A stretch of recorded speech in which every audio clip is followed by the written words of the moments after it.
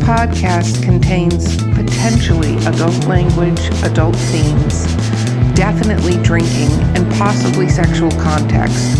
Listener discretion is advised.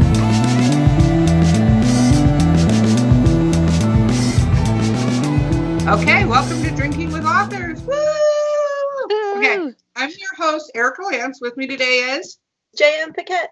And our guest today is the amazing and, wow, my God, so many books, Tawdra Kandle.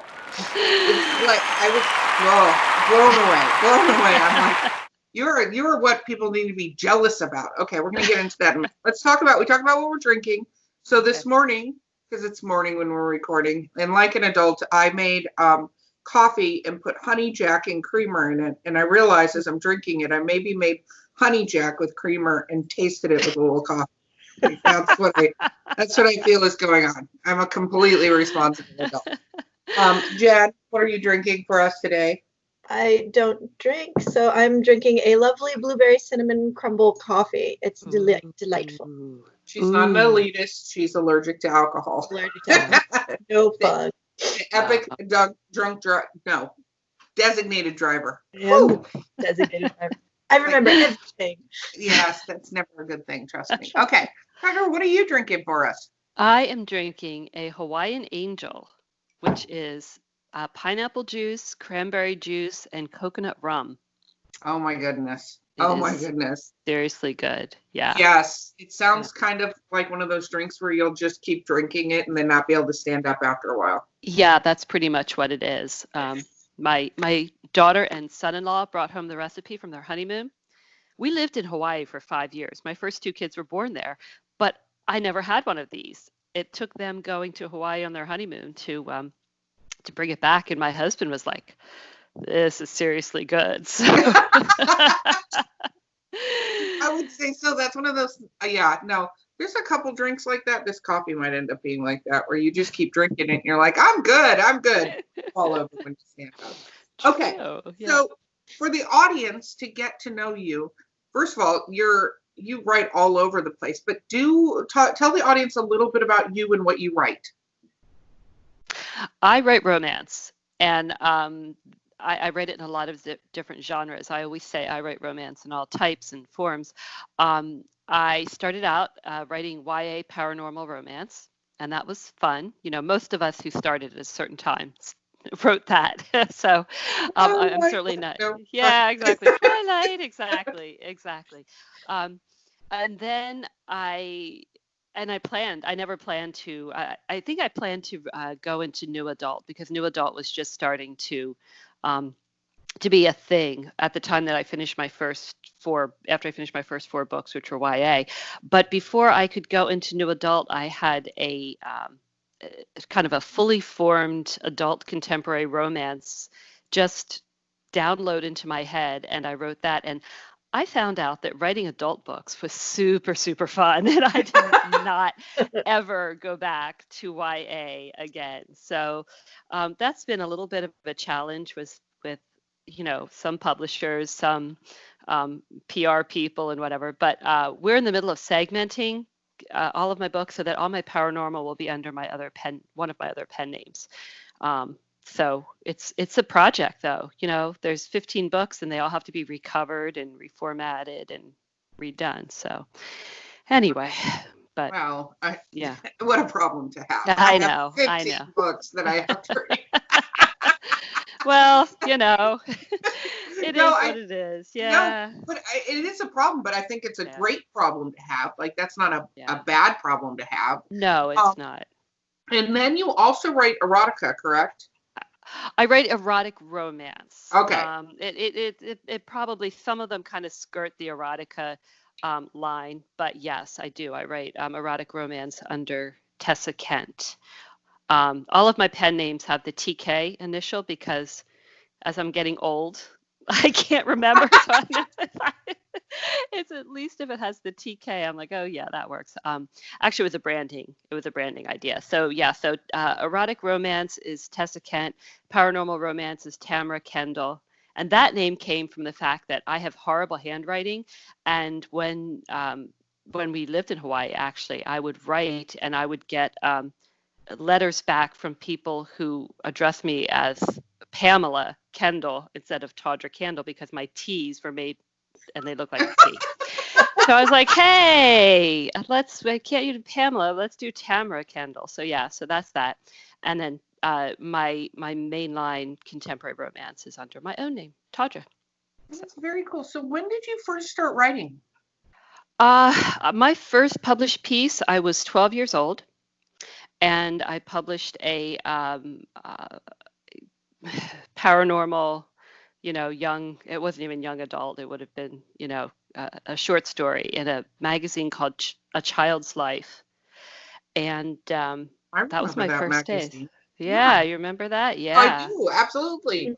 It had different games and stuff in it. Yes. You find it in like dentist's office all the time. Absolutely, yes. So I still have that copy. Happily, my mother saved it and framed it and whatever. So I was like, hey, good, I still have that.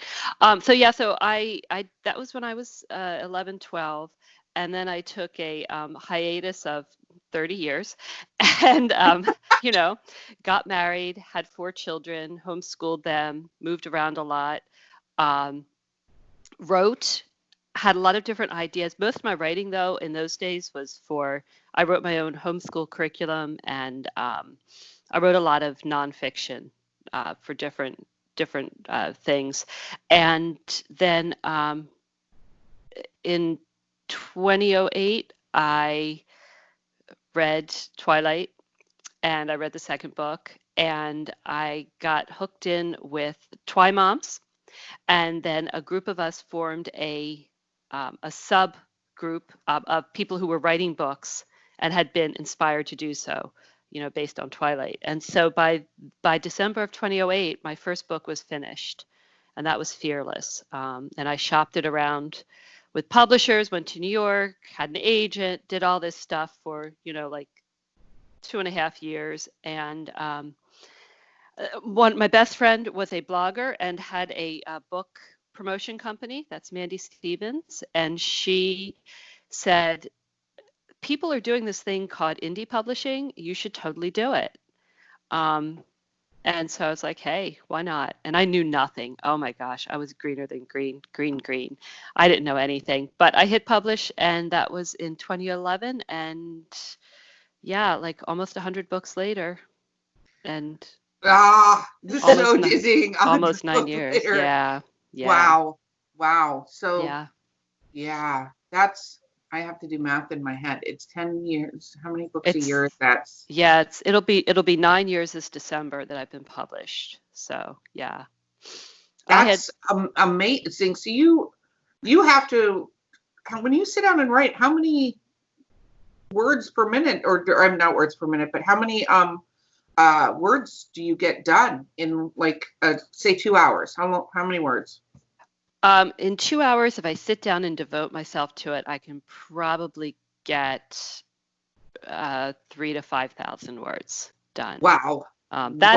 Yeah, that's not normal. No, not at all. Well, no. I mean, it's not normal for me even to sit down and actually do it. I will sit down, and if I'm sprinting with somebody and I have I have a coach who had us do like this test, and we decided that what am I? I'm like an obliger. I'm an obliger. So if I'm with somebody and I'm sprinting with them, I will get for an hour, I will get 1,500 to 2,000 words done. But if I'm just left to my own devices, I'll get maybe 800, 900, and then I'll go do something else or whatever. But when I'm really under the gun, I can write almost 10,000 words in a day. Yeah, I've been known to do that. So I've wanted to change my process. I really love this idea of like saying I'm going to write a book and write 2,000 words a day or whatever, but it never works for me. So. Well, and I think, obviously what you're doing is working for you. So I wouldn't even think to change that. As an author, I'm jealous you say that. And I'm like, how long did it take me to write my last 10,000 words? Well, need to speed up. So let's talk about your writing process. So obviously, if you sit down and you can do 10,000 words in a day, do you like to? Are you a plotter? Do you plan? Like how? No. What is your process? I've always said I'm a pantser, but my friend Serena Bowen, who I absolutely, absolutely love, she writes the best hockey books, and she has a series called True North set in Vermont. If you have not read her, you should read her. She posted something the other day saying that she was like a gardener, that she planted these things and she wasn't always sure how they were going to come out. She had a rough idea what it was going to look like, but she didn't know how the process was going to go completely. And that's exactly that describes the process very well for me. I know my characters. I am a character-driven author. Like I could tell you anything about a character soon after I get to know them. But I don't always know what's going to happen with them. I just for the releases I'm doing this summer, I had a beta reader finish the first book last night, and she called me on something I had written in the blurb for the second book and said, you know, this is a mistake. I said, yeah, the characters went in a different direction. It wasn't a huge mistake. Most people wouldn't even pick it up, but she did, and she's right, and I'm changing it. But sometimes the characters take you in a different way that you intended to go. So I have found that if I try to make an outline and stick to it strictly, I am stymied. They don't like that. They'll just sit there and say, well, I'll just wait till you're ready to do it my way. And then when you're ready to do it my way, then we can go on with life. So my process is basically that I have the characters. I have a rough idea of where they're going to start. I know where they're going to finish. And what happens in between, I'll usually write maybe 2 to 3 chapters, and then I'll sit down and just jot down on a document like chapter and this is what I expect to happen. It almost never sticks to it. You know, either a chapter will have more stuff in it that I didn't even expect, or something that I think is going to be 1 chapter stretches into 3 for whatever reason.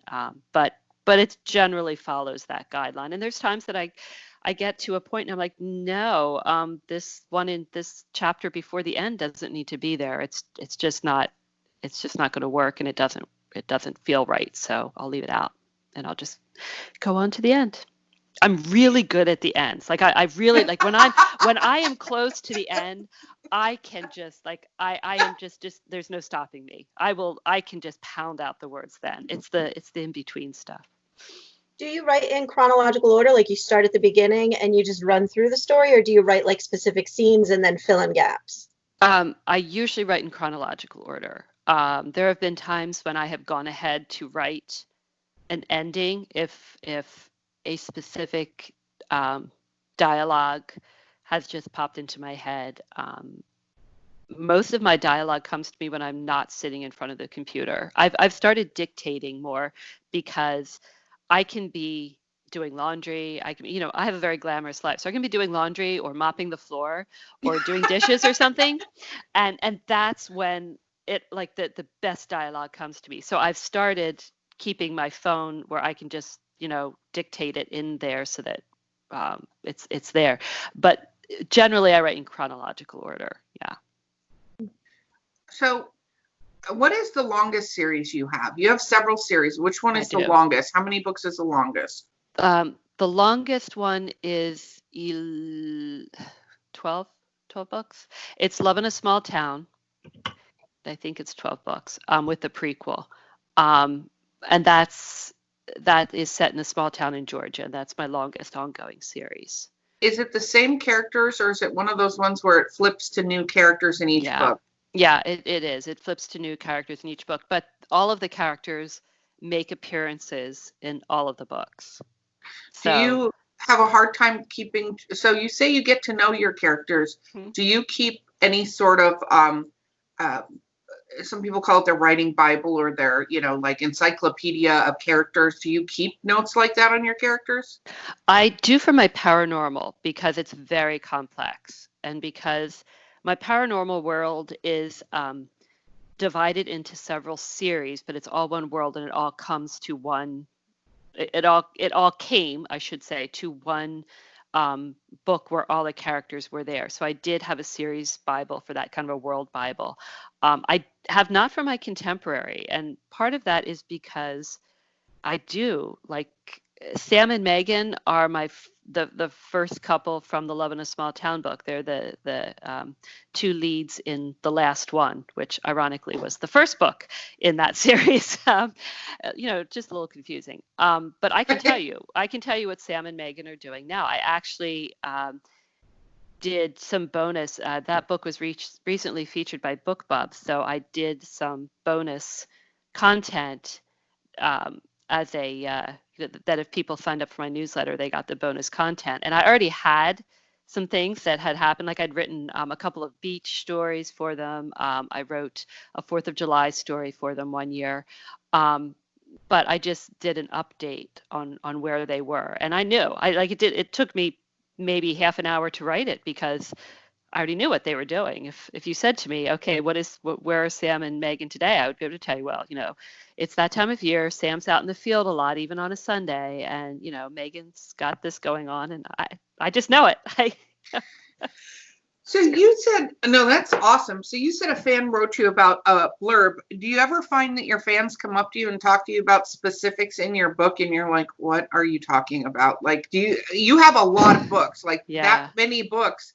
Like, I think it's interesting because I feel like fans get into, especially the paranormal, or you go more sci-fi. Like sci-fi, I feel like they know that crap backwards and forwards. I agree. And then, even as I'm working on sequels to my books, I'll go back and kind of read a little bit where, read parts of the book and stuff like that. Or I remember I got to go back to this chapter and I'll read it and go, oh yeah, that was really funny. I forgot I put that in there.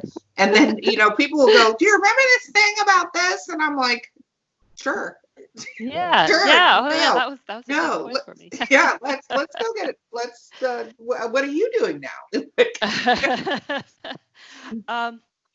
Mostly I remember there's maybe a few books that that I haven't done a lot of rereads on, or I haven't thought about them.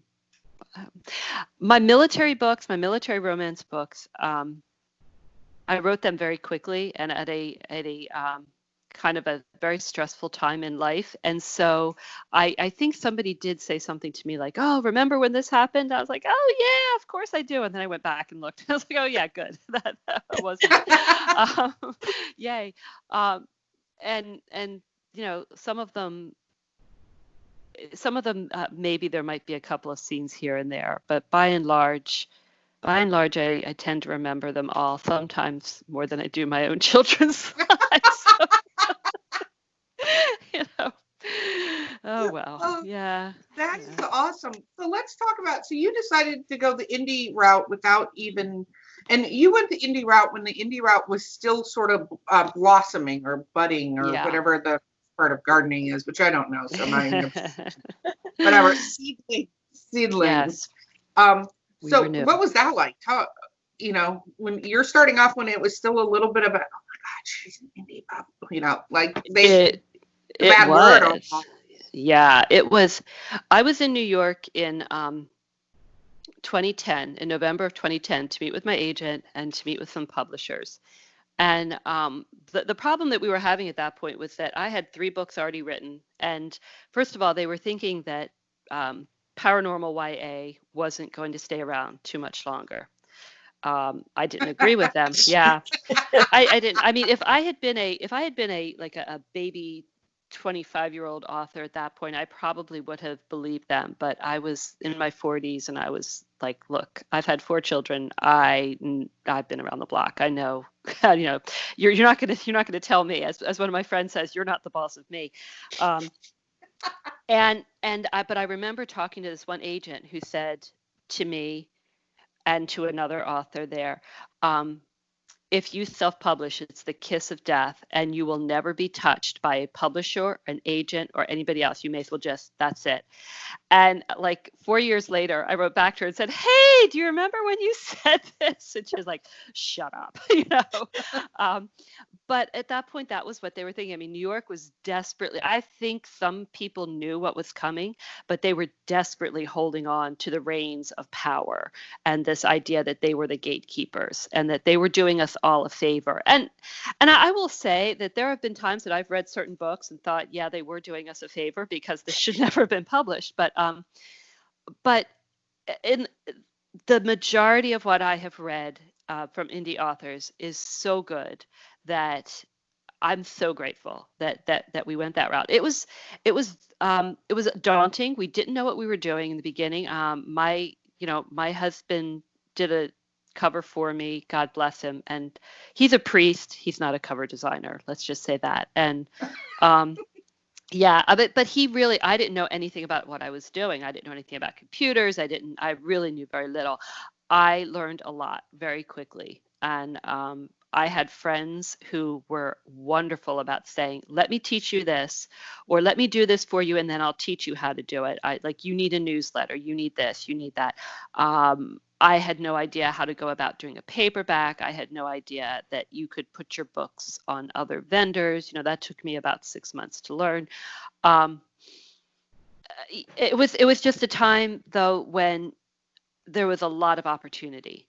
And I'm glad I was there. I wish I had known more going in, because I think there's a lot of authors who really captured a great fan base, and I did in a lot of ways. I have a lot of readers who have been with me since 2011, since that first book.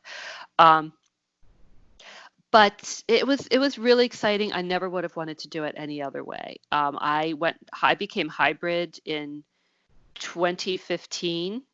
And I learned that what my mother had always said about me, that I don't play well with others, was in fact exactly true, because I did not like giving control over things to somebody. I didn't like I was so used to, when I did promotion, I saw my numbers right away and I knew how to react. Like if I saw something dropping, I knew what to do. I wasn't getting my numbers for, 3 months. They would say, if you want to see, these numbers, then you have to write to us and make a request, and we'll try to get them to you within 90 days. Well, 90 days, forget it. I mean, that's like a lifetime in this business. So, yeah, I quickly decided that I'm better at doing it myself. So I have one series that is partly hybrid published, and that's okay. That's working. And my paperbacks, some of my paperbacks are still through Diversion, but we're in the midst of pulling that back.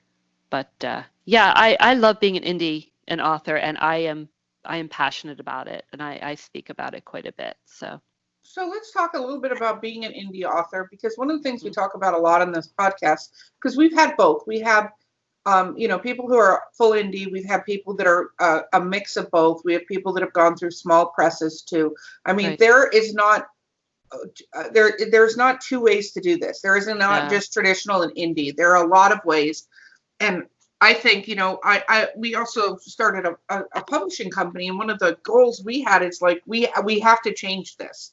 We have to change how publishing companies are too, because I think it's really important to do indie, but I think your tenacity and what you've done, not that everybody can't do that. It's kind of like whiskey's hitting. I believe people have different sort of superpowers and abilities in things in a certain way, and they think in a certain way. Like, I for instance, I can do home repair stuff, but I'm not one of those people that can inherently look at plumbing or electricity and figure out, even if somebody explains it to me, I'm still like, what? I can lay some tile because I can figure that out, but I can't that's just not how my brain works.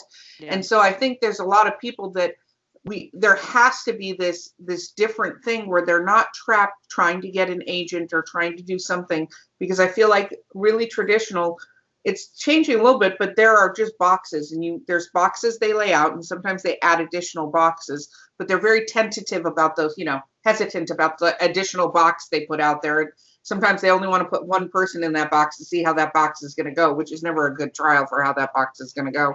And but so we have to do something different. But talk a little bit about how you make yourself a good independent author, because it's not just like I put up a book, like I did a book and it's a great idea and I put up a book, so I'm a great indie author. So talk a little bit about that, because I think sometimes people don't realize there are actual, like this is a business to be an Oh, indie yes. author. Yes, So that you have to treat it. You really have to treat it like a business. And that was something that was um, a growth curve for me, because I had been a stay-at-home homeschooling mom for 20 years before I published, over 20 years. So it was it was definitely a growth curve. But I purposed that I wanted this to be successful. I published the year that my husband graduated from seminary, which was his third career. He'd been in the Army, then he'd been in business, and then he felt the call and went to seminary. So I really felt a lot of not pressure, but I felt like it was incumbent on me to do something that I already had these books, so I was really excited about getting them out there.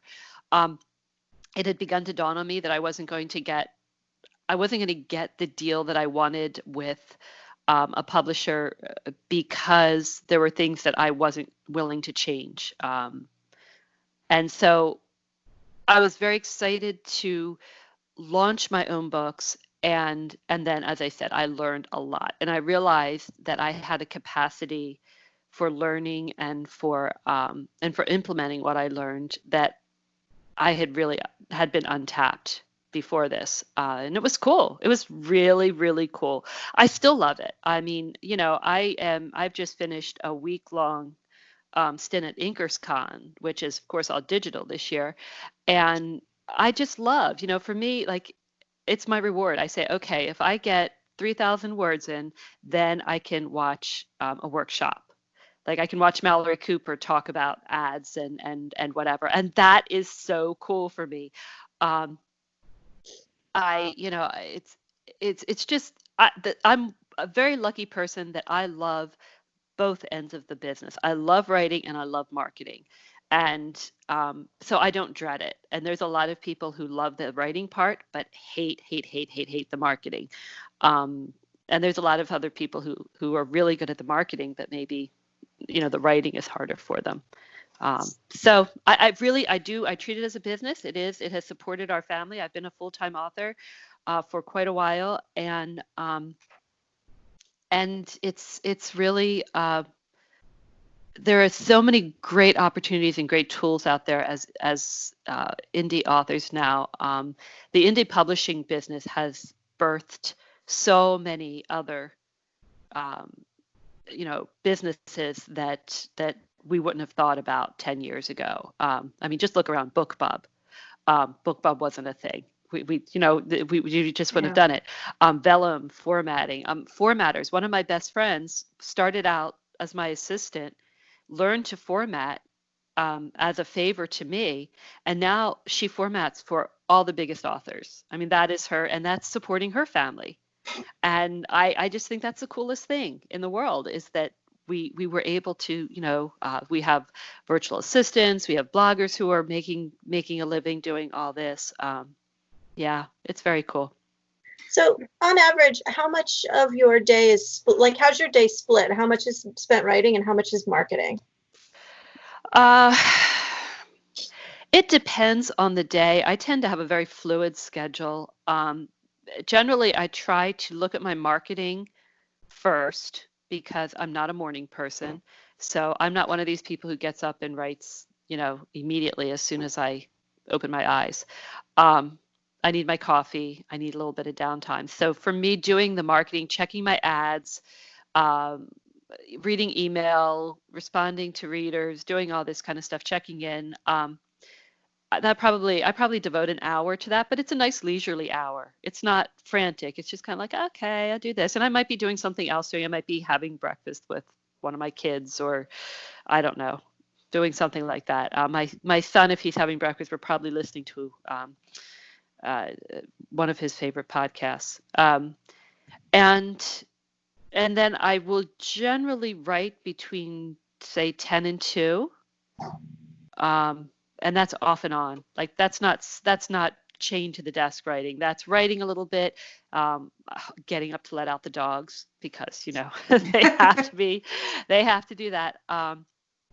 And depending on what else is going on in the world, if my kids need something or if I have to respond to somebody, I am I'm president of NINC this year, and so there's usually something that falls in that I end up having to address too. So, and then I'll do marketing again toward the end of the day, just checking again my ads, checking, answering things, seeing what needs to be done, what needs to be tweaked. And then I'll generally do something at night. At night, I try to work on my newsletter. My husband, when my husband's home, we'll sit down and have our coffee. Or no, we don't have coffee at night anymore. Now we have hot chocolate. And long story, yes. And we'll watch. We used to watch TV when there was actually like new TV there. And now we're like scrambling to find new stuff to watch. So we do that, and then I'll be working on my newsletter because I send out a newsletter every Friday. So I try to work on it a little bit every night so that it's Friday, by Thursday night, it's ready to send out. And sometimes I'll write a little bit too. So it's kind Very of cool. intersprinkled. Yeah. Okay, we have to take a quick break time, but we will be right back. This is the voice of Drinking with Authors. You are at our commercial break, and our commercial is, hey, do you want to be a guest on our show? Or do you have a question for one of the guests on our show? Or do you have a brilliant drink recipe that we've never heard of? That would have to stump us. But you could reach us at drinkingwithauthors@gmail.com or on Twitter, Instagram, or Facebook. You can direct message or even just leave a comment on one of our posts. We would absolutely love to hear from you.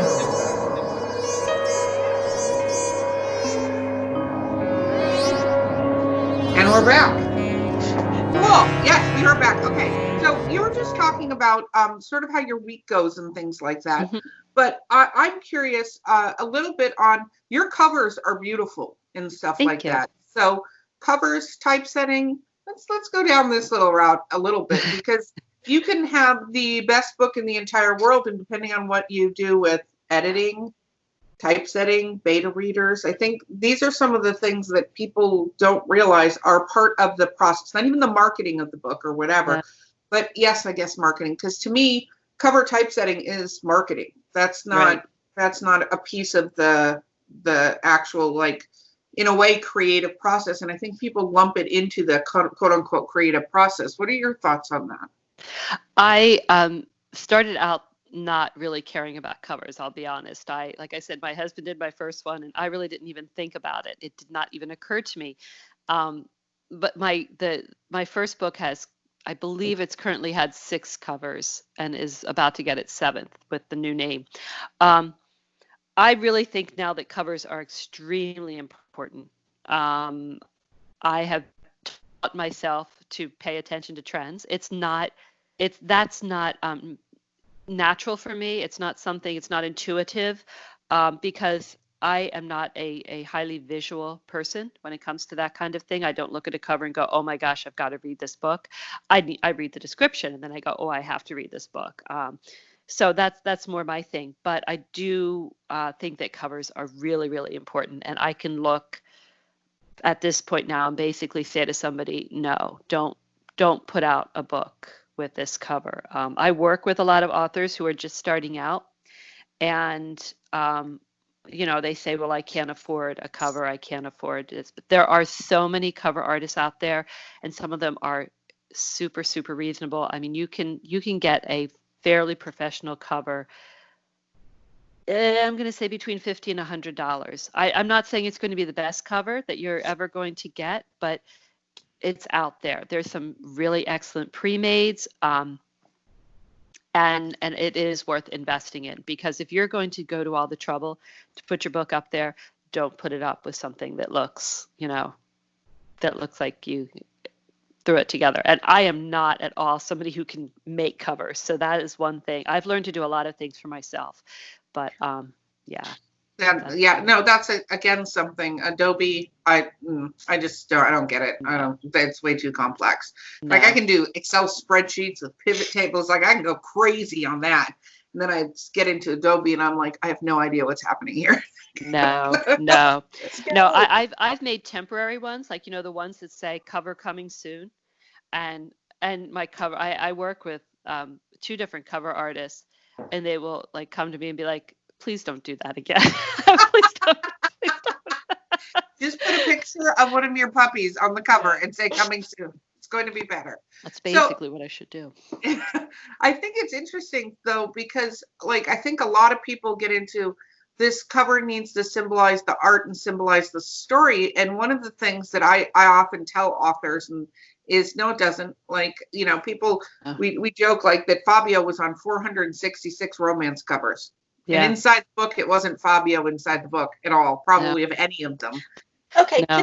can I just jump in? I had a recent experience because I'm one of those people, and I'm like, but my character has blonde hair. You can't put a dark-haired person on the cover. Right. This is a discussion we always have. I just read a book. I'm reading a series, and it's supposed to be a reverse harem. I am book 3 already in this series, and there's been a single kiss. So I feel already like it's been advertised improperly. On the 3rd cover, there is a pregnant woman. I was like, oh my God, finally something's going to happen. No, that whole book, there is a 2nd kiss. I got book 4 and I'm like, you know what? I don't know that I want to read you anymore because I feel like I've been lied to twice. Wow. Yeah, I'm not a big fan of reverse harem for a lot of different reasons. I'm not knocking it. It's just a personal thing. However, I did not realize, I assumed whenever I heard the term the first time, I assumed they had to be really sexy books, but I guess no, there's this whole clean reverse harem thing, which to me sounds like a contradiction in terms. Like, Exactly. I think it is a complete contradiction in terms. And that's part of it. And it's kind of to your point, like you talked about the blurb. You're a blurb. Right. You get sucked in by the blurb.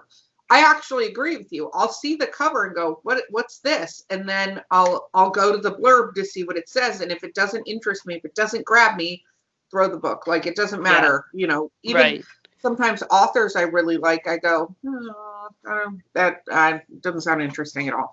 Yeah. So how do you feel about, holistically marketing? And so let's talk about blurbs for a minute. How were you with blurbs when you started out?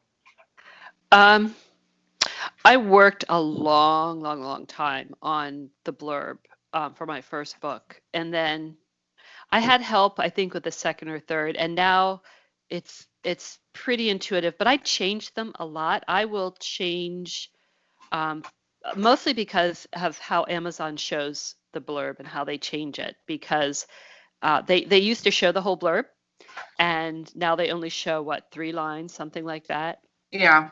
And I also, I can change the font size. I can change to make it bold or whatever. So I try to mix it up. You want to grab the reader with that first couple lines. With this series, this trilogy that I'm releasing this year, I'm in a group and we just like, oh my gosh, I think for the first blurb, we like weeks and weeks and weeks agonized over it because it's a brand new series for me. And it was, it took a long time. I'm happy with what it said. I mean, I have to change the blurb for the 2nd book, as I said. But it's got to tell you enough about the story that you want to read it, not give away too much. But what I find with new authors is that they don't want to say anything. My son-in-law, for instance, released his first couple books this year, and he writes completely different genre than I do. But I was going over his blurbs, and I was like, well, you have to give a little bit more than this. And he says, well, I don't want them to get, I don't want to tell them too much about the story, but you have to tell enough that somebody understands they're going to be interested in it. Mm-hmm. And, I mean, let's be real. If I'm releasing a romance, pretty quickly when you're reading a romance who the characters are going to be, and if it's a romance, that they're going to end up together at the end, mostly. Okay, now in this trilogy, that I'm doing right now, it's cliffhanger, so we don't know specifically, but you have a fairly good idea, right? So that's okay. That's something that you can give away in the blurb. And I try to tell people you have to give enough, to you can't be like a nun all covered up and then expect somebody to be excited about the goods underneath it. If you're That is a great analogy.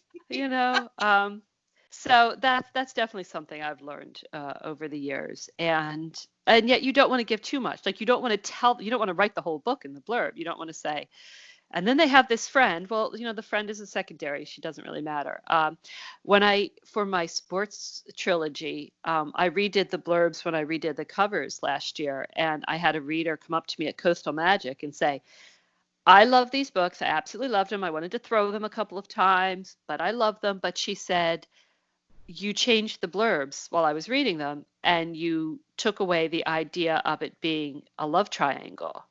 And I said, yeah, because I was focusing more on this. She said, no. You got to put this back in.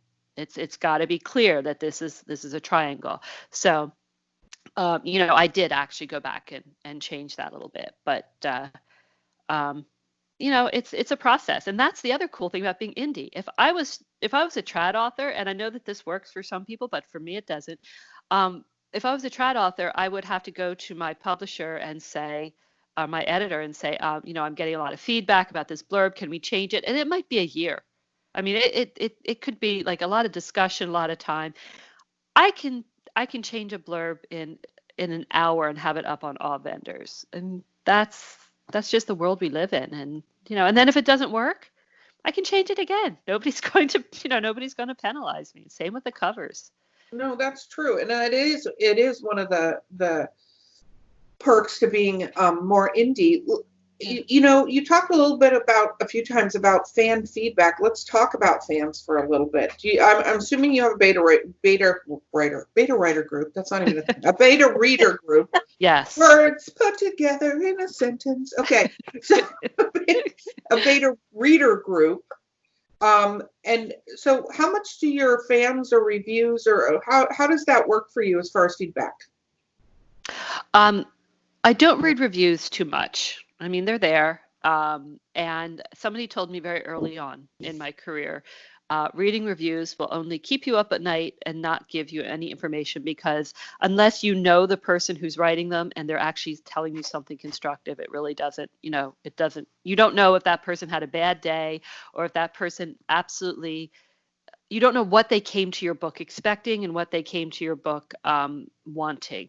And so I thought that's very good advice. I know from just here and there that I've had people who've read my books and said there's too much sex in them. And then I've had people say, they only did it 3 times, so you're never going to make everybody happy. Right. And for me, just as an aside, that is a very character dependent thing. There are characters who are going to have a lot more sex because that's just who they are, and that's their relationship, that's the expression of it. Then there's others who are not, and there's a reason why. It works. You have to trust the characters. Anyway, so I get a great, I get feedback from my betas, and they will say to me, last night, as I said, I got one from one of my beta readers, and I just saw the message come up across my phone and said, "Gah, GAH," and like all caps and exclamation point. I'm like, oh, she finished the first book. And so, and she was like, I can't believe you left us here. And I will admit, I got a little bit of joy out of that. That was fun. I was like, hey, good. That's the exact reaction I wanted from that book, because these books are releasing a week apart. So I'm not asking people to wait 6 months. They are cliffhangers. The first 2 are cliffhangers. I freely admit that. But I'm releasing them July 21st, July 28th, and August 4th. So, I'm not asking anybody to wait months and months, which I did with my football book. So, so I feel that's a fair trade-off, No, totally. I think that works. Yeah. And it's interesting you say that about the reviews thing, because there's a lot of people that, I say, like, if you're gonna look at the reviews and read the reviews, again, you have to see, was this the book for that person? Right. Or as you put it, the book for that person at that time. Yeah. Because I also find, like, a friend of mine wrote a great blog article about how to give reviews. and he was talking about, like, he put 7 points to give a review, because just going, yay, I liked it, that's fine. That's fine. We all want 5-star, yay, I liked it. But if you're going to take the time to write a review, have something of worth and value in there, because otherwise we're just reading it. And although, yes, we love pats on the back, but tell us why you liked it. Tell us what about the story you enjoyed.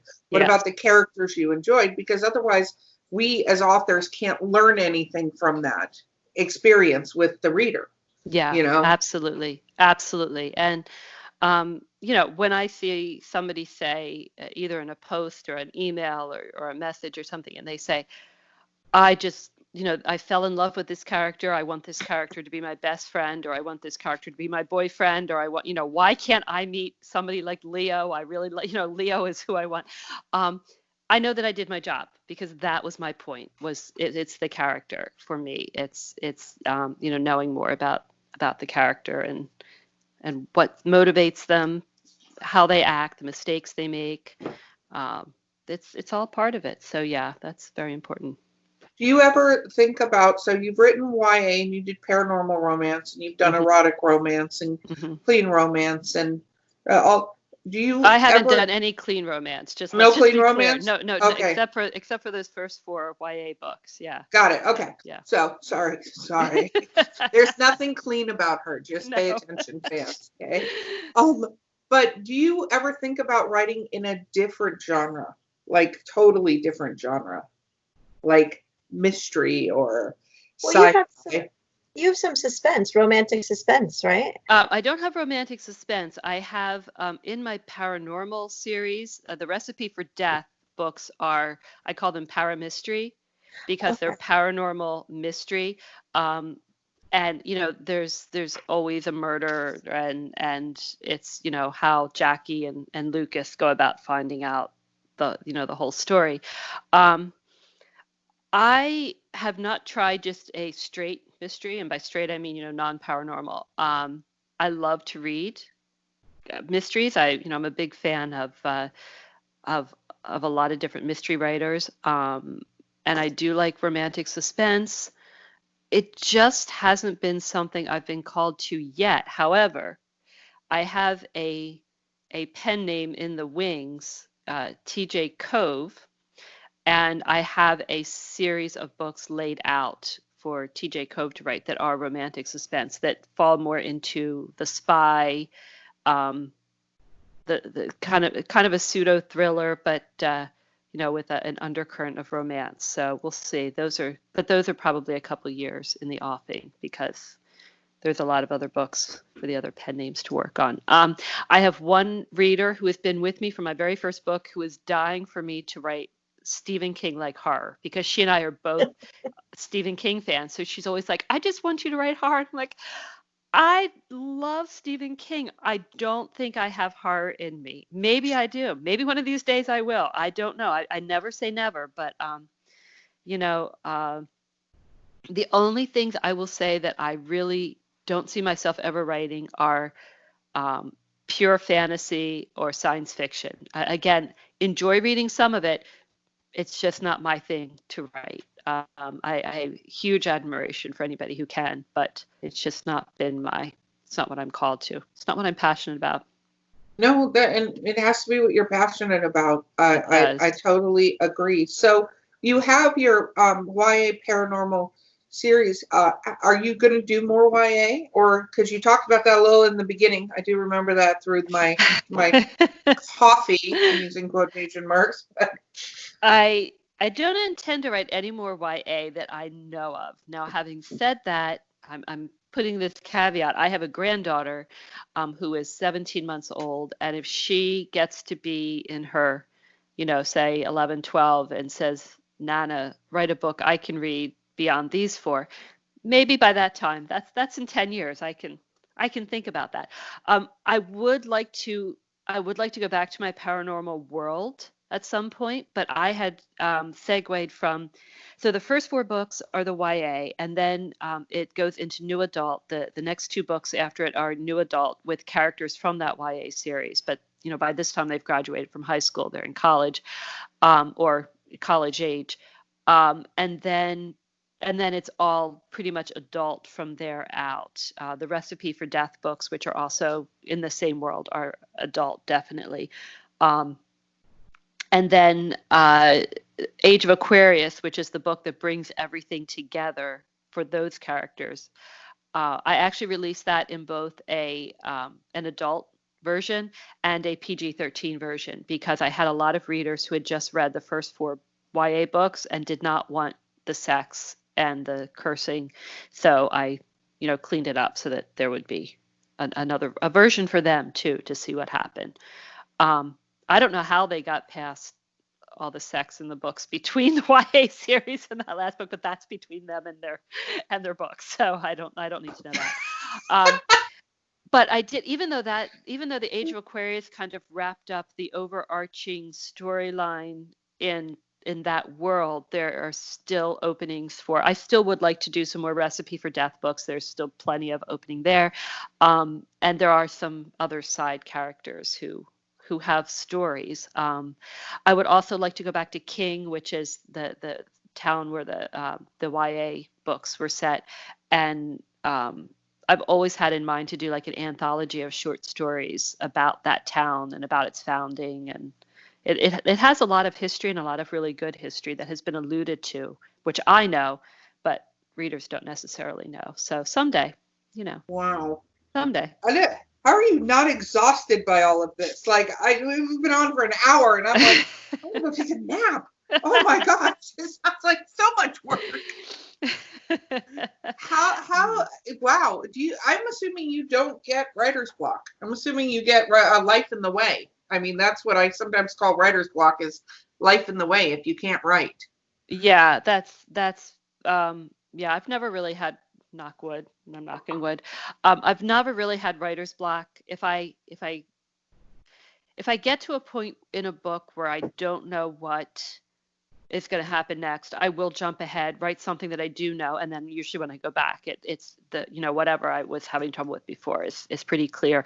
Or I change where I'm sitting, which I know sounds silly, but sometimes it can just be a change of scenery, or I go out and do something in real life, because sometimes your brain just is too focused on something and it needs to it needs something, and I joke, but it needs something like vacuuming or mopping or whatever, so that it can, your subconscious can be working in the background, and then the problem is solved, when you actually go back to think about it. So yeah, it's I don't have trouble with what I'm going to write. I have releases planned out for probably the next 4 years. I sat down with my How many team. books is that? How many books is that in the next 4 years now? That's a really good question. I think it's close to, it might be more longer than 4 years, because I think it's close to like 40 books. I could be wrong though. It was all for, I know, right? Oh my gosh. It was all through series. So I'm seeing if I have that here. But yeah, so it was a lot. There's some series that I haven't been back to for a little bit, like the Crystal Cove series. And I would, I'd like to go back to that one. So, we'll see. And then there's the ones there's more books coming out in my military. There's more books coming out in my football. I set out to write standalones at first after my first series. I thought when I wrote The Posse, which was my first adult contemporary, that I was going to write a standalone. And I realized quickly that I'm not capable of doing that. A writing superhero. Like, you should have a superhero name and a cape and stuff. It's like superpowers. No capes. Epic superpowers. I mean, seriously, it's unbelievable that. I'm busy. I need my nap again. Okay, so let's talk a little bit about advice you'd have because you do speak to a lot of up and coming writers, but I wouldn't just say up and coming writers. I'd say existing writers out there. Yeah. Writing is an art form, very much like painting or sculpting or any art form that there is, constructing something. And what advice would you give to authors? Like, what would you tell them to do, not do? The superhero, the floor is yours. What? It really does depend on where somebody is in their process. If somebody has a book finished, I usually say, make sure that book is as good as you can get it. It should be polished. It should be edited. It should be ready to go. You should feel really good about this product, because this is the product that you are going to be selling. And if you don't feel good about it, nobody else is going to feel good about it. It comes through.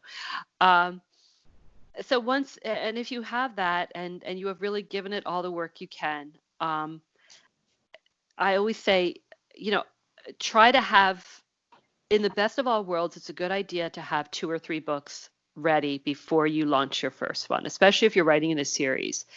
I wish that I had known that. It wasn't so important at the time, but it has since become very, very important. Do a lot of research, know your market, try to identify, even before you release, who your perfect reader is, like who you're going to be targeting to. And again, that's something that can change. My son-in-law, who I have worked with quite a bit in his releasing and his publishing career, had the idea of what his target reader would look like. He thought it would be a middle-aged man who was maybe, as my son-in-law says, was kind of a science nerd. And no, it's actually women between the ages of 30 and 45. That's who is reading his books. So he said to me, I just had no idea. So that's, he's changed his marketing to reflect that. But know who you're marketing to, at least initially. Try to create your branding as early as possible. Decide what your message is going to be. Decide what you want people to associate with you. That's really important, because it's easier to start out the way you mean to go than it is to change midstream. If you, decide that you are going to start out as a clean, sweet author, and that's your branding, it's going to be really hard to switch to somebody who writes erotic romance, or you're going to lose some readers there. Do research into newsletter programs, decide which one works for you, and start to build that list. That list is crucial. Build up your social media presence, and don't constantly be telling people, I have a book, I have a book, I have a book. Talk about yourself, talk about things related to that book. People want to know you. And it doesn't mean you have to share all your secrets. You don't have to go on Facebook every day and tell them everything about your life. You decide how much you want them to see, your readers, and you present yourself in that way. Be professional. We had a lot of readers, or a lot of authors, not readers. We had a lot of authors during a certain time in this last decade who behaved maybe not quite so professionally, and at in-person events and at different things, and they're no longer in the business. It really is important. It doesn't mean you have to be stuffy. You don't have to go around dressed to the T and not have any fun, but just be aware that people are watching. Well, and I tell people that the moment you publish anything, you're a celebrity, whether you realize what level of celebrity you are. You're a public figure, you're a celebrity. You have to remember that what you say affects things. And we can all look on the news and places and watch celebrities completely destroy themselves. Yeah. By, and I'm not saying don't have an opinion, but realize it's not your personal opinion anymore. It's you as this voice having an opinion, or, stuff. And it makes a difference. And the internet is full of people ready to tell you you're wrong in 2.5 seconds and pick apart. And again, that doesn't mean you have to be like a robot and only say robotic answers to your point, but you have to remember that this is an image you're creating for everybody out there. And so what is that image that you want to create? It's, don't go down, unless you're writing political books for some reason, I would stay the hell away from politics and discussing it, Yeah. because it does Yeah. not help you as an author to do that, because I can guarantee you will piss somebody off regardless. Yeah, and um, there is a difference between being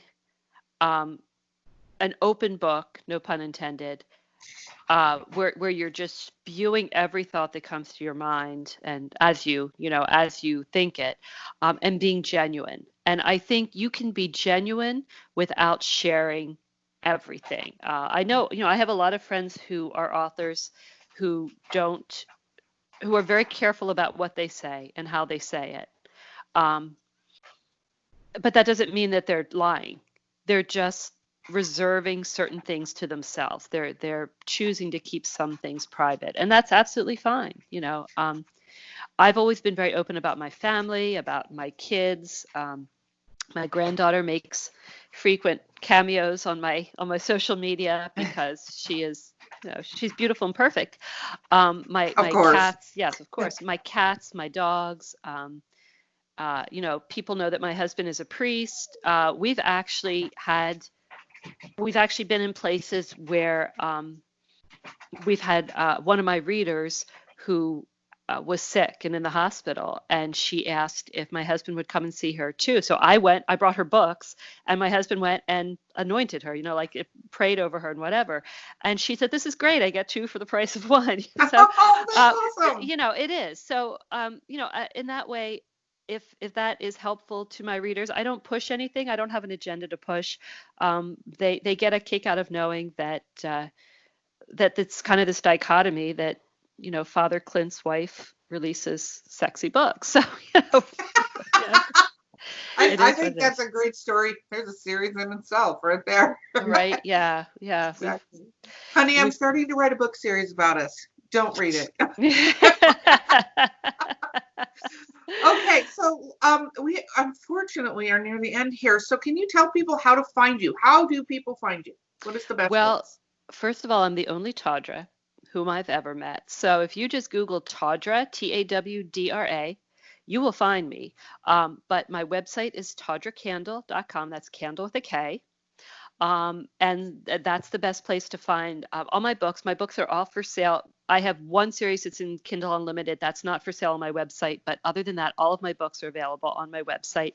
Also available Amazon, Apple Books, Kobo Books, Google Play, Barnes & Noble, and a lot of the smaller venues too. Also Walmart.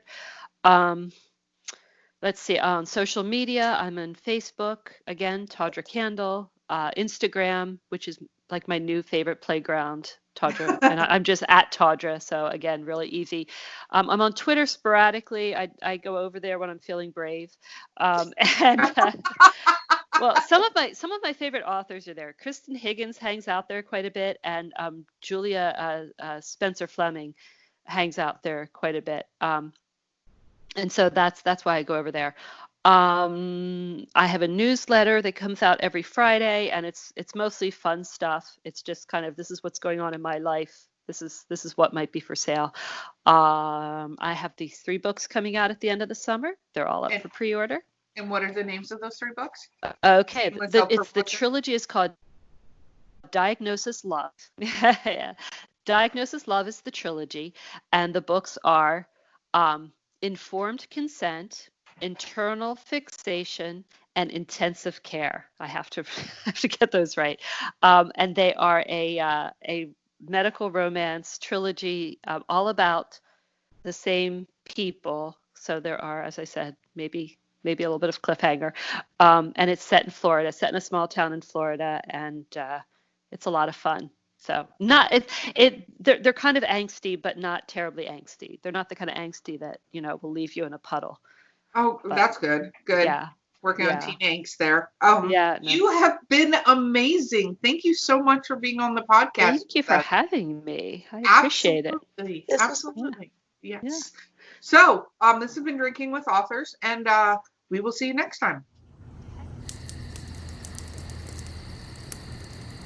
Oh, hi there. I didn't see you come in. Are you wondering what I'm reading? I'm reading the Author's Accountability Guide, produced by the Four Horsemen. Do you need a day-to-day guide on how to write your book, novel, prose, whatever you're doing with your life? Because writing is hard. This has day-by-day instructions, week-by-week tracking, and motivational things from your muses. So, grab a drink, grab a book, and get some fucking writing done. Welcome to Drinking with Authors, the Literary Briefs episode. Dun, dun, dun. Short, okay. Woo. Okay, let's talk about people who are here. I'm like, just keep drinking. Just keep drinking. It's fine. It's fine. Okay. I'm your host, Erica Lance. With me today, J.M. Paquette. And our guest today is Tawdra Kandle. Yay. Yay. Okay, let's talk about what we're drinking real quick. So I have made, it was supposed to be coffee with honey jack and cream, and it's turned into honey jack with cream and a little coffee. So I'm pretending it's really yummy though. Okay, had a lot. Okay, Jen, what is your non-alcoholic self-drinking? I'm drinking a bubbly, a lime bubbly. Ooh, I love those. Ooh, aren't you fancy? That would be so much better with gin in it. Okay, what are you drinking? I'm finishing up my Hawaiian Angel here. It's got a little bit of I think it's down to mostly rum at this point, coconut rum. I appreciate you should tell everybody what that is so they can drink along because it sounds amazing. It is pineapple juice, cranberry juice, and coconut rum. It is fabulous. Yes, in case you wondered, you can substitute vanilla rum if you ran out of coconut rum. Or any rum. You can just keep any rum. All rum is good, yeah. And she had a tiki glass. You guys can't see that she was drinking out of. It was very festive. And it actually came from Hawaii. Yeah. Wow. Yep.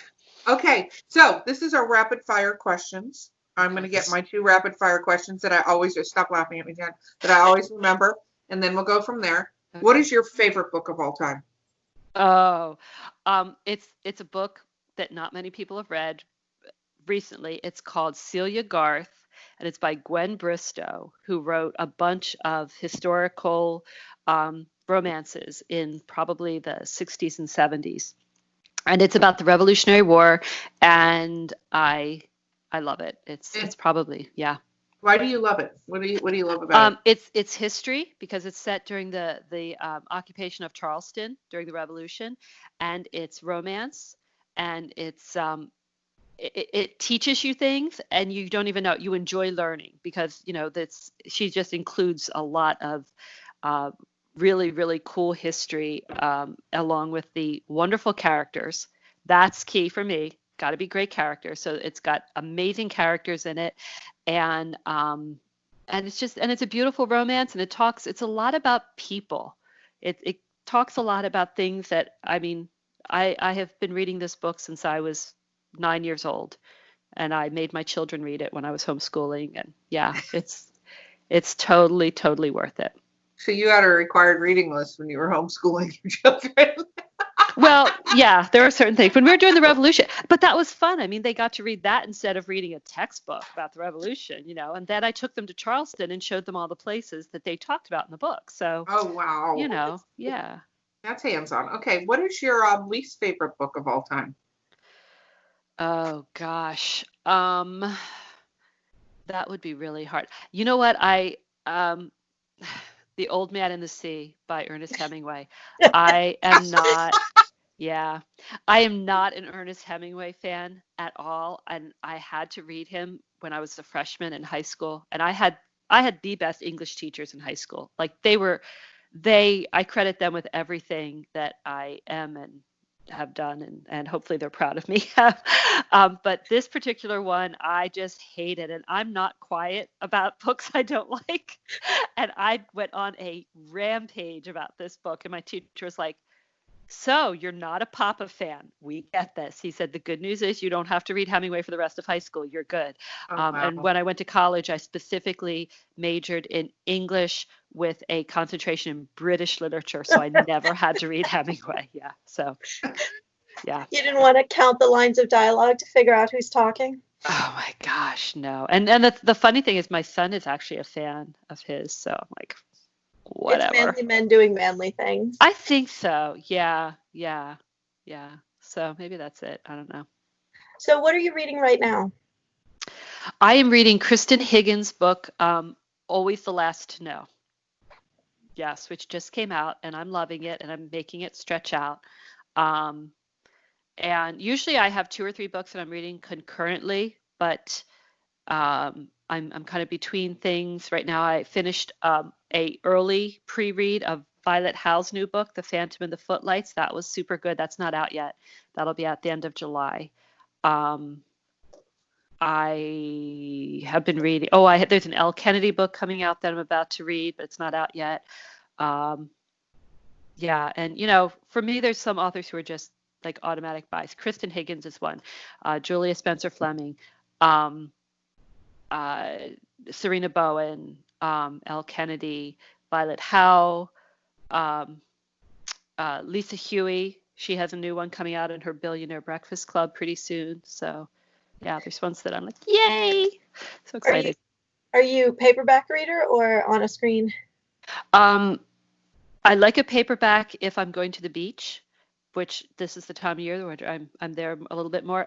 But generally on the screen, generally on my phone, which is terrible for my eyes.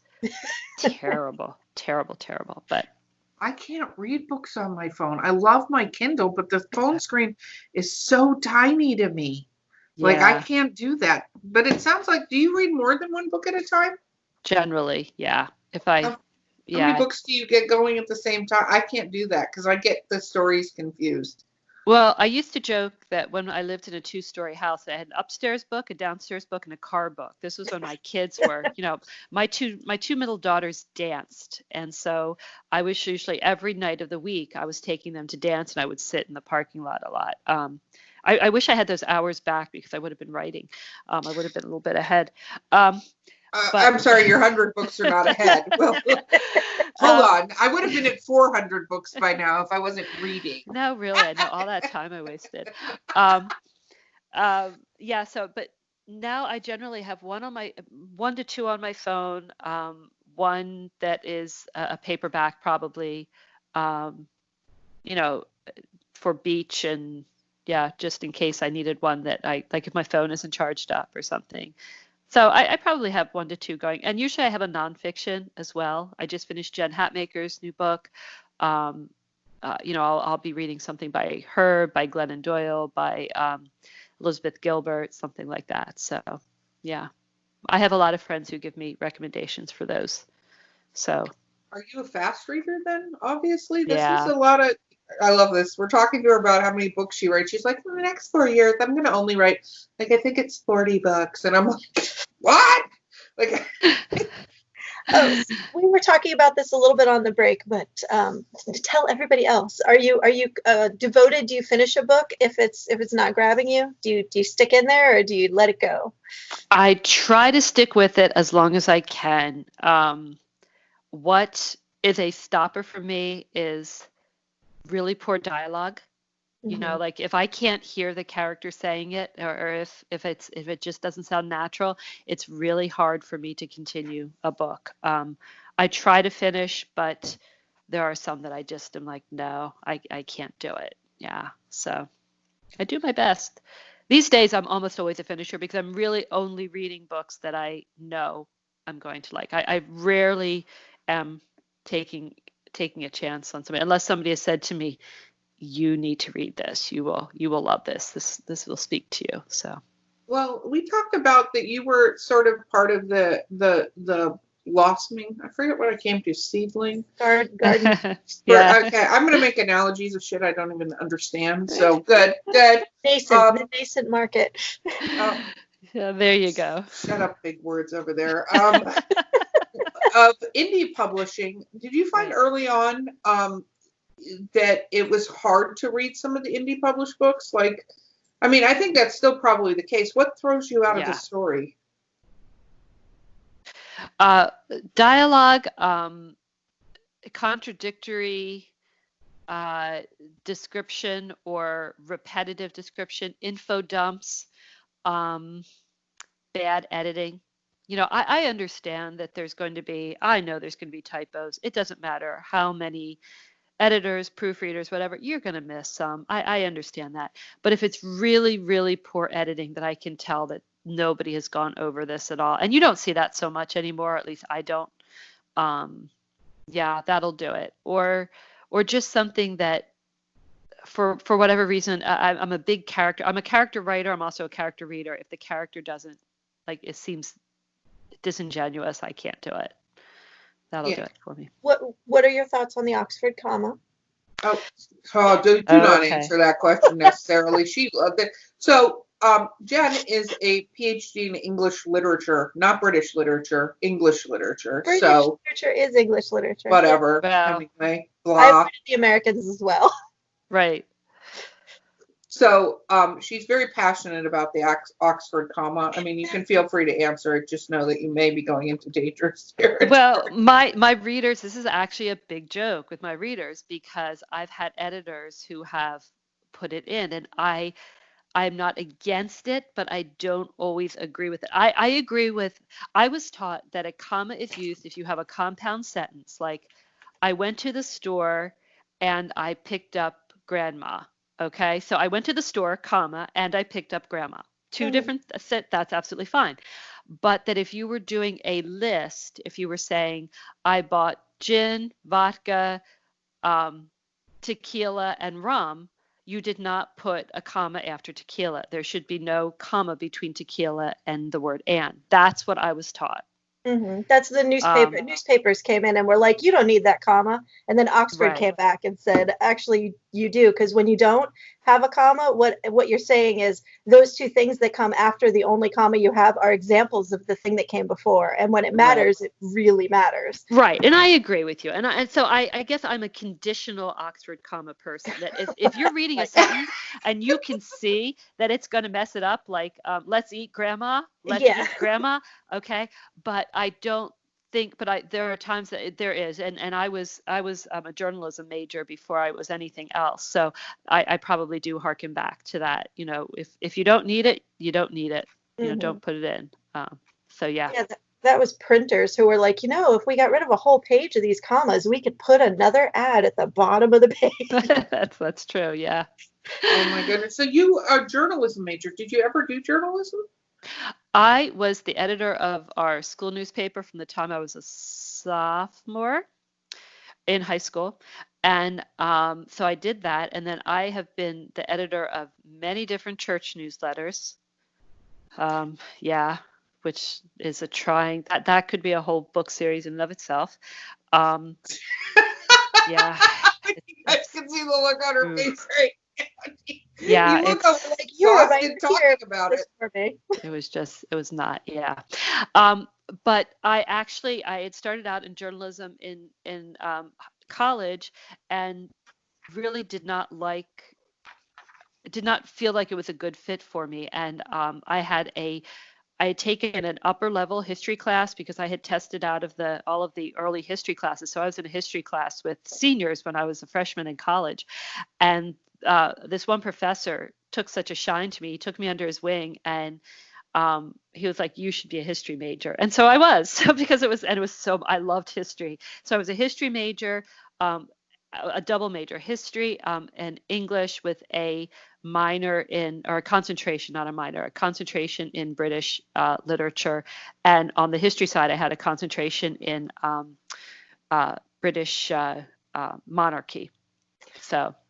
Where are your British monarchy books? I know, well, I have a royal series. I have the Anti-Cinderella is a royal series. And that was a lot of fun for me to write, because I was finally using, I don't go in there and talk about, but she does make allusions in there to her, because I actually used the real British royal family. I just gave the current queen another son. So because I did not want to write about Charles or Anne or Andrew or Edward, because they already have their own story. So in my world, the queen had another son who married and had a son. And so it's the queen's grandson who is the main male lead. And he's not anywhere near the throne. There's no worries that all of his cousins are going to die and he's going to end up inheriting the throne. But he's still a celebrity in England, because he's this good-looking grandson of the queen. So yeah, that's been fun. That's been a lot of fun. I believe that. Yeah. But I want to know, like, so where do you stand on Jane Austen? Because it sounds like you have quite the ability to go down that path if you wanted to. I love Jane Austen, but I do. I love Jane Austen. I love just about anything that was written in that time period. But I think I'm more an appreciator than a writer. I love to read books set in Scotland and England in the Regency period. Lisa Kleypas. Um, there's another. I think maybe it's Lisa. I'm trying to think who else. There's another couple of different authors who I really enjoy their books that are written during that time. But again, it's just not something. It's nice for me to be able to read it, knowing that I'm not going to write it. There's a freedom in that I'm not going, ooh, would I be able to do this? Would I be able to pull this off? Whatever. So I don't know. Maybe someday the story will, it would have to be the right character will pop into my head, and I'll have to write that. But Maybe we've planted a seed here, Drinking with maybe. Authors. If we see one come out, I'm going to be like, we better be in the dedication. Of course. Jen, were you going to ask something? You had that look on your face. Yeah, when you're writing, are you a silent writer, or do you have music on, and are there words to the music? Yes. Yes. I'm a music person. All of my books have playlists, and they're on Spotify, and they're also linked in the back of the books and listed in the back of the books, because music is huge for me. If I ever am really stuck, I listen to music and I get unstuck. So yeah, I always have music. Sometimes, I know this is not usual, but sometimes I even have the TV on if there's something. If I'm writing a football book, I will have a football documentary on. There's a series on Amazon Prime called All or Nothing that follows different football teams. And if it's not during regular times from August through January, I would have real football on. But we'll see whether we get a football back this year. Yeah. Are you being affected by the coronavirus? Like, has it affected your work at all? I realize it's affected everybody's life, but staying home. It in a lot of ways it really hasn't, because I'm mostly a homebody anyway, and I live in Florida, and I hesitate to say this, but life really here hasn't changed that much for us, at least. And I mean, we're very careful because my son has severe asthma, so we are very careful to be masked when we go out. We're very careful. My daughter early on put up a sign. My 28-year-old daughter put up a sign by the front door and called it the sanitation station. And there's alcohol and bleach, and you take off your shoes and you change your clothes before you go in the rest of the house. So we are careful, but everything where we are is open. We had a very short period of quarantine in Florida. The ramifications of that, we'll see. We're seeing that now. I mean, we're in Florida as well, and we're unfortunately it's during COVID. And I work in human resources as my quote unquote day job, and trust me, it's been one of the most frustrating things, because arguing against the government saying one thing, but looking and going, no, nobody, are we not paying attention to what's going on? Yeah. A friend of mine sends a meme all the time that's a person sitting in a room on fire, and it literally says, I'm fine. Yeah. It's fine. It's good. And you're like, this is terrible. And I think, we have talked to some writers that this has kind of put them in a funk. I mean, we all, you're a full-time writer and have been a full-time writer, but for those of us that are like, gosh, I'd love to just be able to stay home and write and get all this stuff done. And that's not what's necessarily happened for a lot of writers. Yeah. I was a little different in that when everything began hitting, my husband and I are both originally from South Jersey, and his aunt and uncle are our only remaining family. They're just a little older than us because of the way his family was, his grandparents had their children. They're just a little bit older than us, but they were selling the family farm that we all, I've been part of my husband's family for 33 years. So, they were selling the farm, and we had already committed to go up and help them move. And so we were in North Carolina driving as everything was falling apart and everything was going on quarantine. We got to New Jersey and there was a curfew and everything was closed and everybody was quarantined. We didn't see anybody but my aunt and uncle while we were up there. All we did was stay in the house and pack, and that was great because normally we would have been going out to dinner with them and doing all this stuff. We got a lot done. But people said to us, do you understand that if you go up there, you may not be able to come back? The states may be closed as you try to come home. Our kids are all old, or older, grown. So we weren't terribly worried. And I know I can write anywhere. I knew I could write. However, I had committed to release 3 books, the next 3 books in my military series on April 7th.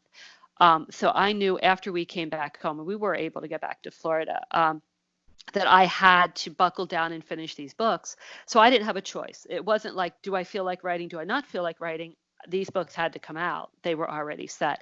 So they did, and they came out and they were fine. And now I have this other series that I've committed to. So, as I said before, I'm an obliger. So if I have a commitment, it's going to get done.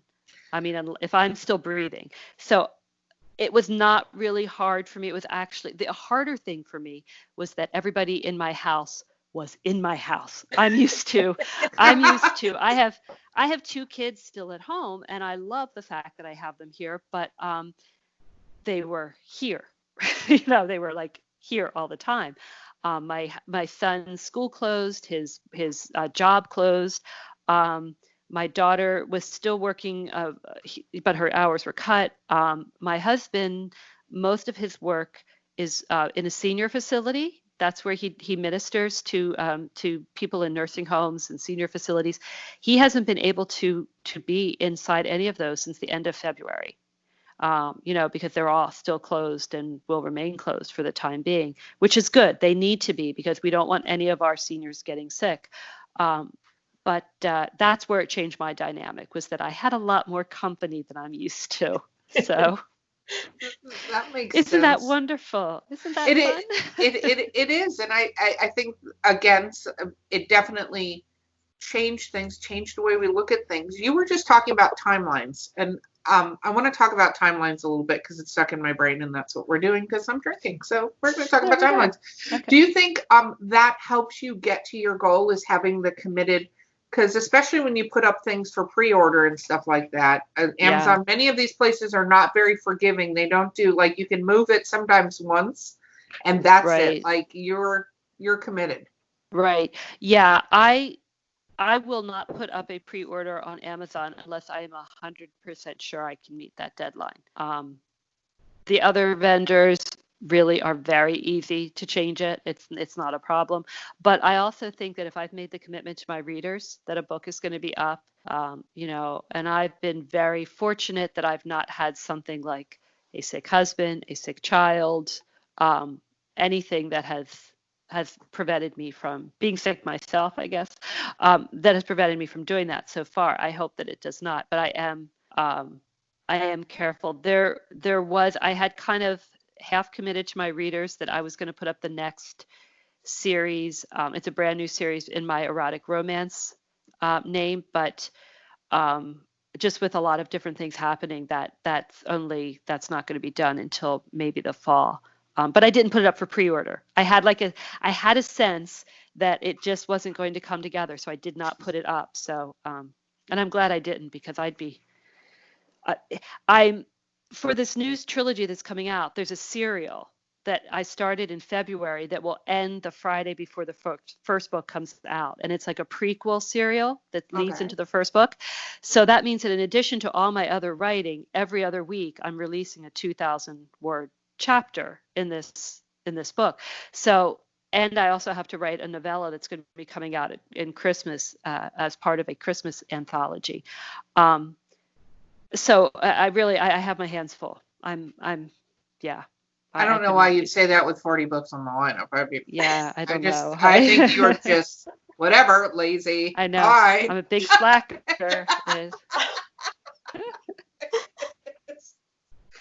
can get it. It's we're talking about this, and I'm like, did she say 40 books? Like in my brain, I keep going, did she say 40 books? Wow! Like explosion. I know. So do you write generally on a laptop? How do you? Yes, I write on my laptop. Yeah. And Yep. and do you find like you have to shut off like Facebook and stuff? Can those be the dreaded things in the background, or can you ignore them? I yeah, I can, and if I know that I have to get something done, if I know that it's just a regular day and I should get 5,000 words, but the world's not going to end if I don't, I will sometimes like bop over because I have it's not even so much Facebook as it is Messenger. So I have a running Messenger feed with a couple of my best author friends and my kids, and so I'll jump over there sometimes and talk and um, yeah, but I try not to. It's kind of my thing, like, okay, you can write for an hour and then you can take 10 minutes and go answer things, go do that. But um, I can be disciplined if I need to, but I can also say, it's okay. Let's go, let's go look at the pretty pictures on Instagram. Yeah, no, oh my God, rabbit hole that one Oh, can go down totally, clicking on anything on any of the social media totally, sites. totally. And then it'll be like, you liked rabbit videos. Here are places that sell rabbits. And then you're like, what the hell? Like, when did that happen? What was I watching? Yeah. So let's talk about research a little bit. So you talked about, are you a football fan? Oh, huge football fan. Yeah. Huge. So Yeah. did you play or sidelines or cheerleader? Like, what did you?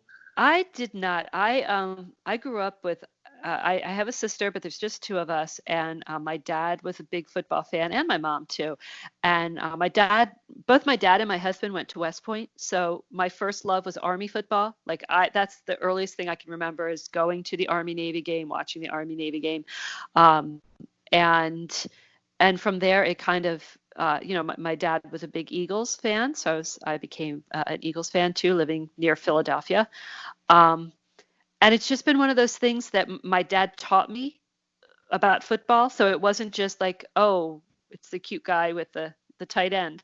It was okay, downs and the yardage and what a safety was, both position and the play. And it's just become something that is, I don't know, it's become a bigger issue for me in recent years because I really have concerns about safety for our football players, and I hate to see what's happened. I watched a documentary. This is how low I've sunk during COVID. I watched a documentary on the 1985 Chicago Bears the other night because, Oh my God. right, it was the year of McMahon and the refrigerator and it was just there. It was the first year they've won the Super Bowl, got to the Super Bowl since 1962, I think, was in 1985, and they haven't since. It was kind of the one year. Mike Ditka, and they were talking about the fact that one of their players, I think it was Dave Duras, killed himself not long after, and he donated his brain to the NFL because he really believed that it was the concussive, repeated concussions that caused his issues. And we've seen this time and time again. And I love football, but I don't want to see anybody die because of it. I mean, clearly, I don't know why I even have to say that, but. No, totally. And that has been a huge, luckily they're paying attention to it now, but unfortunately, like so many issues, it takes a lot of things happening for somebody to go, oh, maybe we should actually look at what they're saying, Yeah. And they talked about that, but the reason I ask is because you also said you got a medical series coming out, right? And did you do a lot of research for that? Because if you were a football fan and, I enjoy live sports. Like, I don't actually like watching them on TV. I enjoy the live. I like the crowd. I think it's an energy thing for me. I just enjoy the crowd, even if the, Bucks here are losing, because that happens all the time. But when you do this, you obviously understood the plays, understood how the game works. So when you're talking about football, you're not talking from because research is very important if you're going to talk, quote unquote, educatedly on a topic or have a character do something. That can Right. throw somebody out of a story instantly. Not a lot of, I don't want to say not a lot of women are football fans, but I can say I think the majority of my friends don't completely understand the game. Maybe they wouldn't realize that you said something that was not correct, but the people that will be like, this is garbage. She doesn't know Yeah. what she's talking about. Did you do a lot Yeah. of research for the medical book?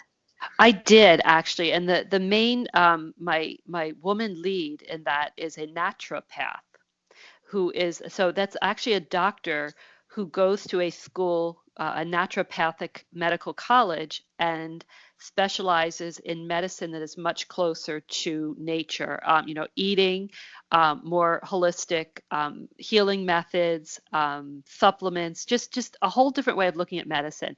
And that was important to me because I am kind of a crunchy girl.